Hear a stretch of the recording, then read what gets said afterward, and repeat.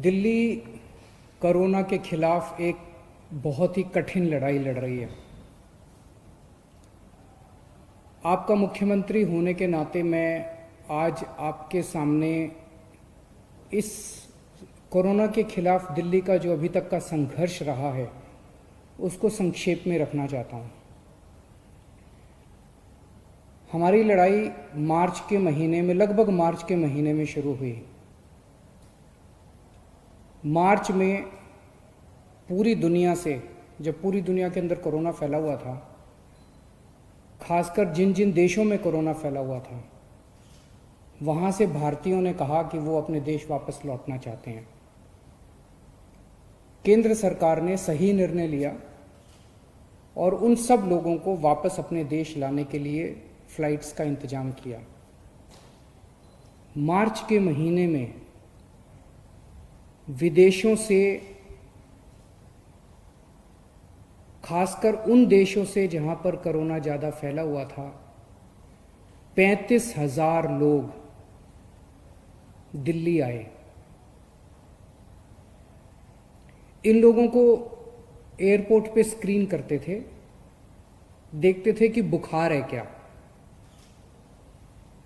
कुछ चंद लोग जिनको बुखार था उन्हें आरएमएल सफदरजंग में भर्ती कराया और बाकी सबको घर भेज दिया।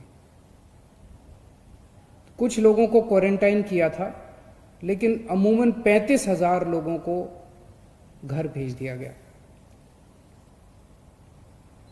जाहिर है कि ये जितने लोग अपने अपने घर गए उस टाइम, और ये सब उन दिनों कोरोना के बारे में जानकारी कम थी, गाइडलाइंस कम थी, ये सब लोग अपने अपने घर गए और जाहिर है कि एक से दूसरे को, दूसरे तीसरे को कोरोना फैलता गया।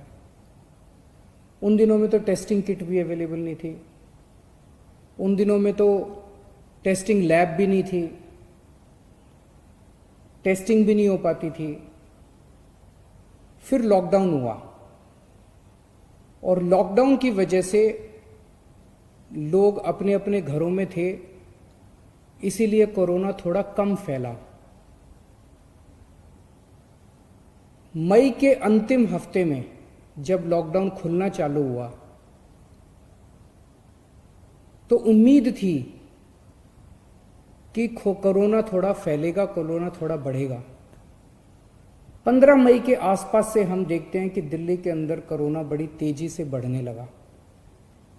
जब लॉकडाउन खुला तो ऐसा उम्मीद थी कि कोरोना के केसेस बढ़ेंगे, लेकिन कोरोना के केसेस उम्मीद से कहीं ज़्यादा तेजी से बढ़े और जून के पहले हफ्ते में आते आते, फर्स्ट वीक ऑफ जून में,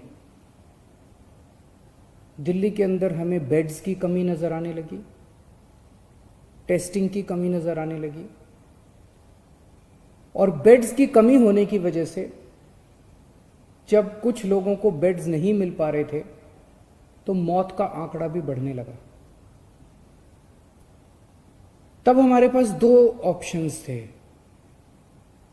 एक ऑप्शन था लॉकडाउन दोबारा लगा दिया जाए, हमने बहुत सारे लोग। दूसरा ऑप्शन था कोरोना से लड़ा जाए। जनता से पूछा, जनता का कहना था कि लॉकडाउन कब तक रहेगा, कभी ना कभी तो लॉकडाउन, आज नहीं तो कल, कल नहीं तो परसों, 1 महीने बाद, 2 महीने बाद लॉकडाउन तो खोलना पड़ेगा। तो निर्णय लिया गया कि कोरोना से लड़ेंगे, कोरोना से मिलकर सामना करेंगे, सारी दिल्ली के लोग मिलकर कोरोना का सामना करेंगे, कोरोना से युद्ध करेंगे। और तब ये पूरा प्लान बनाया गया और कोरोना से युद्ध में 5 हथियार तैयार किए गए। पहला हथियार, बेड्स की संख्या बढ़ाई गई। हमने देखा कि लोगों को कोई एक अस्पताल से दूसरे अस्पताल में दौड़ रहा है, दूसरे से तीसरे में दौड़ रहा है, बेड्स नहीं मिल रहे हैं, बेड्स की बहुत कमी है। मेरे पास रात रात भर फोन आते थे, मैं रात रात भर जाग के लोगों के लिए बेड्स का इंतजाम करता था। पिछले कुछ दिनों से फोन आने बंद हो गए हैं।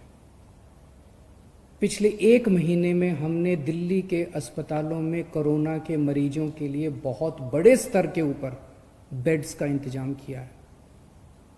हमने सबसे पहला निर्णय लिया कि दिल्ली के सारे बड़े अस्पतालों में कम से कम 40% बेड्स कोरोना के मरीजों के लिए रिजर्व कर दिए। दूसरा बड़ा निर्णय लिया, दिल्ली के कुछ एक चंद बड़े अस्पतालों को, प्राइवेट और सरकारी अस्पतालों को पूरी तरह से कोरोना अस्पताल डिक्लेयर कर दिया गया। तीसरा बड़ा निर्णय लिया, हमने कई होटलों को अस्पतालों के साथ अटैच कर दिया। तो अस्पताल में 100 बेड हैं, लेकिन होटल में 200 बेड और लग गए, तो उस अस्पताल के 300 बेड हो गए एक तरह से। इस तरह से अस्पतालों की कैपेसिटी बढ़ाई हमने। होटल नाराज हुए, होटल कोर्ट में गए, हमने कोर्ट में लड़ाई लड़ी और कोर्ट में लड़ाई जीत गए, और 3,500 बेड्स हम लोगों ने होटल के अंदर पिछले 1 महीने में हमने तैयार किए हैं। अब राधा स्वामी सत्संग ब्यास में 2,000 बेड्स और तैयार हो चुके हैं। 10,000 बेड्स बहुत जल्दी तैयार हो जाएंगे। बुराड़ी अस्पताल जो अभी कंस्ट्रक्शन चल रहा था, उसको टेम्पोरेरी बेसिस पे 450 बेड्स वहाँ तैयार कर दिए। तो पिछले 1 हफ्ते में पहला हथियार हमारा ये था, कोरोना के खिलाफ युद्ध में हमारा पहला हथियार था कि बेड्स की संख्या बहुत बड़े स्तर पे बढ़ा दी जाए। जून के पहले हफ्ते में दिल्ली में अस्पतालों में बेड्स नहीं मिल रहे थे। आज कोरोना के जितने बेड्स हैं, 13,500 बेड्स हैं दिल्ली में, जिसमें से 7,500 बेड खाली पड़े हैं। केवल 6,000 बेड्स ऑक्यूपाइड हैं। अभी बेड्स की फिलहाल कमी नहीं है, प्राइवेट में भी और सरकार में भी।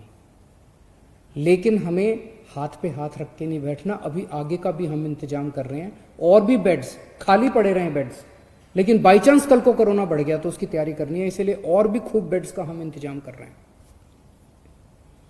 दूसरा हथियार हमारा था टेस्टिंग एंड आइसोलेशन।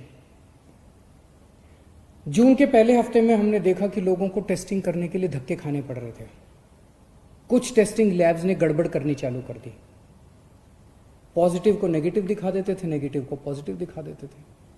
उन लैब्स के खिलाफ एक्शन लेना पड़ा और हमने कई सारे कदम उठाए। जून के पहले हफ्ते में जहां डेली 5,000 टेस्ट हो रहे थे, आज दिल्ली में 20,000 टेस्ट डेली हो रहे हैं। देश में लगभग सबसे ज़्यादा टेस्ट डेली दिल्ली में हो रहे हैं। 20,000 टेस्ट डेली।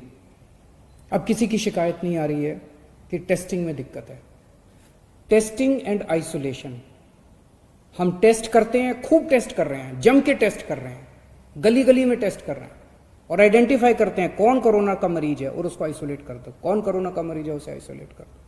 बहुत बड़े स्तर पे दिल्ली में चल रहा है और इसके लिए मैं खास तौर से केंद्र सरकार का शुक्रिया अदा करना चाहता हूँ, जिन्होंने हमें रैपिड टेस्टिंग की में मदद की। एंटीजन टेस्ट्स उन्होंने पहले हमें कुछ किट्स दिए, अब तो हमने 6 लाख किट खुद भी खरीद लिए, लेकिन पहले एंटीजन टेस्ट शुरू करने के किट्स हमें केंद्र सरकार ने दिए, परमिशन दी, हमारा हाथ पकड़ के हमें करना सिखाया। इसके लिए हम केंद्र सरकार के आभारी हैं। तीसरा हमारा हथियार था कोरोना की लड़ाई में, तीसरा हथियार है oximeters and oxygen concentrators. Corona में सबसे बड़ी दिक्कत होती है कि ऑक्सीजन की कमी हो जाती है और ऑक्सीजन की कमी होने से आदमी की डेथ हो जाती है। तो हमने जितने लोग घरों के अंदर अपना इलाज करा रहे हैं, सबके घरों में ऑक्सीमीटर भेज दिए। ऑक्सीमीटर होता है, उससे आप अंगूठा डाल के और पता कर लेते हो कि आपके अंदर ऑक्सीजन कितनी है। तो हमने सारे पेशेंट्स को बोला वे घंटे 2 घंटे में अपनी चेकिंग कर लेना, अगर आपकी ऑक्सीजन का लेवल कम हो हमें फ़ोन कर देना, हम आपके घर ऑक्सीजन भेज देंगे और आपको अस्पताल में शिफ्ट कर देंगे। तो ऑक्सीमीटर जो है एक तरह से सुरक्षा कवच का काम कर रहा है अपने कोरोना के मरीजों के लिए। और ऑक्सीजन कॉन्सेंट्रेटर, अगर कोई अस्पताल में आए तो उसको ऑक्सीजन की सिलेंडर की और उसकी कमी नहीं होनी चाहिए। इसीलिए हम कोशिश कर रहे हैं कि सरकार के हर बेड में ऑक्सीजन की व्यवस्था हो। तो लगभग 4000 ऑक्सीजन कॉन्सेंट्रेटर खरीदे हैं। ऑक्सीजन कॉन्सेंट्रेटर होते हैं जिससे आपको ऑक्सीजन मिल सकती है। तो हम कोशिश है कि दिल्ली सरकार के हर अस्पताल के हर बेड के ऊपर आपको आज ऑक्सीजन मुहैया कराने की कोशिश की जा रही है। तो ये हमारा तीसरा हथियार है। चौथा हथियार है आज कोरोना के इस खिलाफ युद्ध में प्लाज्मा थेरेपी। इसमें दिल्ली ने पूरे देश के लिए एक तरह से रास्ता दिखाया।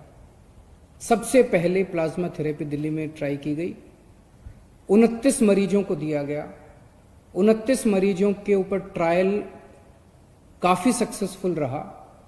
उसके नतीजे हम लोगों ने केंद्र सरकार को ड्रग कंट्रोलर ऑफ इंडिया को दिए और drug and controller of India ने उसके बाद फिर दिल्ली सरकार के अस्पतालों में भी और अन्य प्राइवेट और केंद्र सरकार के अस्पतालों के लिए भी मंजूरी देनी चालू की है प्लाज्मा थेरेपी से।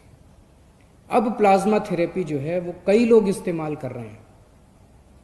जो पेशेंट बहुत सीरियस हो जाते हैं, वेंटिलेटर पे चले जाते हैं या मल्टी ऑर्गन फेलियर हो जाता है, उनके ऊपर तो प्लाज्मा थेरेपी ज़्यादा काम नहीं करती, लेकिन मॉडरेट पेशेंट्स को की हालत को और ख़राब होने से बचाती है प्लाज्मा थेरेपी। तो ये प्लाज्मा थेरेपी हमारा चौथा हथियार है। और पांचवा हथियार है सर्वे एंड स्क्रीनिंग। आज से दिल्ली के अंदर सेरोलॉजिकल सर्वे शुरू हो रहा है। 20,000 लोगों का सेरोलॉजिकल सर्वे होगा। घर घर के अंदर जाके सेरोलॉजिकल सर्वे कर रहे हैं, जिससे पता चलेगा कि दिल्ली में किस लेवल पे कोरोना फैला हुआ है। इस तरह के और भी खूब सर्वे और स्क्रीनिंग चलते रहेंगे। तो ये 5 हथियार हमारे हैं कोरोना के खिलाफ। हम खास तौर से केंद्र सरकार का शुक्रिया अदा करना चाहते हैं, जिन्होंने इस लड़ाई में हमें कदम कदम पे सहयोग दिया। हम मीडिया का शुक्रिया अदा करना चाहते हैं, जिन्होंने हमारी समय समय पे कमियां बताई, गलतियां बताई, ताकि हमें मौका मिला उनको सुधार करने का। बहुत सारी समाज सेवी संस्थाएं हैं जो हमें इस पूरी मुहिम के अंदर दिल्ली वालों की मदद कर रही हैं। जीत निश्चित है, लेकिन जीत कब होगी ये नहीं कह सकते।